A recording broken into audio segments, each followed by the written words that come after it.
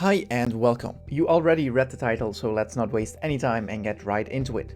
I'm going to be using euros, but you can change that to dollars or pounds without too much change in these rules. Are you ready? Here we go.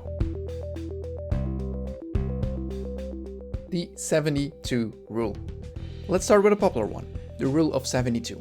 The rule of 72 is a quick and useful formula that is popularly used to estimate the number of years required to double the invested money at a given annual rate of return. For example, if an investment product promises a projected 8% return, you take 72 divided by 8, which gives you 9. So if you had invested 100,000 euros, you can expect it to become 200,000 after approximately 9 years. You can use 114 to calculate when your investment will triple and 144 to calculate when it will quadruple. The 50, 30 and 20 rule. This is another popular rule recommended for those who want to start budgeting. The number stands for the percentages and this is how you use it. If you take 100% of your income, you should plan to use about 50% of that on necessities like housing, groceries and utilities. Use 30% for wants like dinners, trips and entertainment, and use the last 20% for your financial goals like paying off debt, saving and investing. The 6-month rule. This one is simple. You should have an emergency fund at all times of at least 6 months of income in cash, ideally more. This money serves as a last resort emergency fund and shouldn't be used in any other scenario. The 2% windfall rule. If you were to receive an unexpected windfall, usually an inheritance of some sort, you should try to be disciplined to treat yourself with 2% of the total value, and you should initially bank the rest and spend a couple of months to plan how to invest it. The 20% rule. The 20% rule should be used for mortgages, and it means you should put at least 20% down when buying a home. If a home costs 300,000 euros, you should put 60,000 euros of your own money in. This is a good idea for two reasons. For one, it limits the total amount you borrow on your home, leading to significant savings over time. And it makes you much less likely to go underwater on your home if the market has another major downturn. The 50 to 60 rule. If you're looking to buy a car, buying used is always the best idea, unless you buy new and own a reliable car for about 10 years.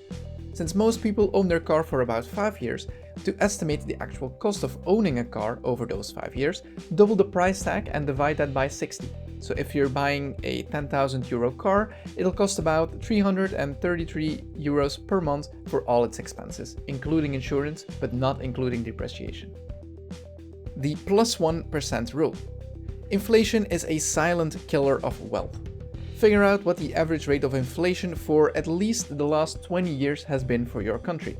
For the US, this is about 3.18% in the last 100 years.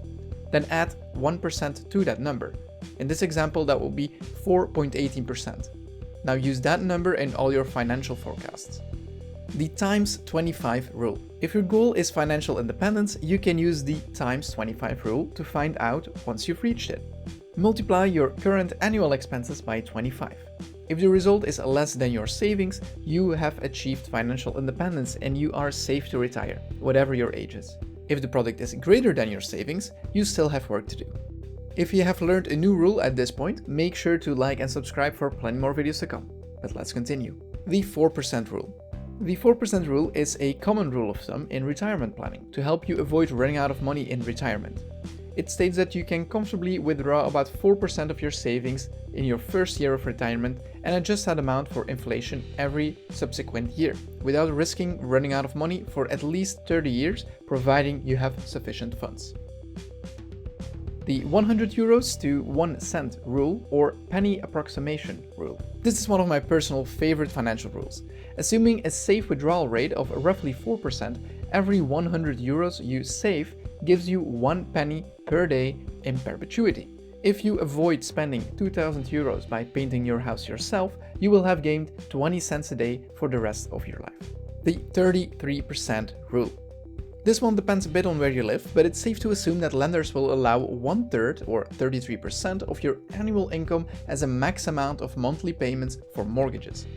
So, if both you and your spouse earn about 2,000 a month for a combined 4,000 euros per month, then it's safe to assume you won't be allowed to spend more than 1,320 euros a month on monthly mortgage payments, including interest. The 110 rule. The rule of 110 is a rule of thumb that states that the amount of your portfolio you allocate to risky investments, like stocks, should be equal to 110 minus your current age. A 20-year-old using the rule of 110 would have a portfolio of about 90% in stocks and 10% in bonds. A 60-year-old using this rule would have a portfolio of about 50% in stocks and 50% in bonds. The 5% rule. If you're asking yourself if you should rent or buy a home, a good place to start is the 5% rule. The 5% rule is a calculation of the break-even point on the buy versus rent decision. Multiply the value of a house by 5%, divided by 12. This is your break-even point. If you can rent a comparable home for a lower monthly rent, it makes sense to rent. If the monthly rent of a comparable home is higher, it makes sense to buy. If you take a house with a projected value of about 300,000 euros, times 5%, this makes 15,000 euros. Divide this by 12 and you get 1,250 euros. If the rent for a comparable home is more than 1,250 euros, then buy-in makes more sense. And last but not least, I'll include my own personal rule. The 1-to-1 rule. The 1-to-1 rule stands for spending €1 per 1 hour and should be primarily used for entertainment. If, for example, you have a Netflix subscription of 15 euros per month, you should watch at least 15 hours of Netflix content for you to justify that spend every single month. Use this rule to filter through your memberships and automatic payments, and cutting back on things you don't use enough. Or use the 1-to-1 rule when buying new products or services, like subscription, games, or movies. And that will be all for today. Have you learned a new rule that you didn't know yet? Or is there one missing? Leave it in the comment section below and be sure to hit subscribe if you like this and other videos. And I'll see you in the next one.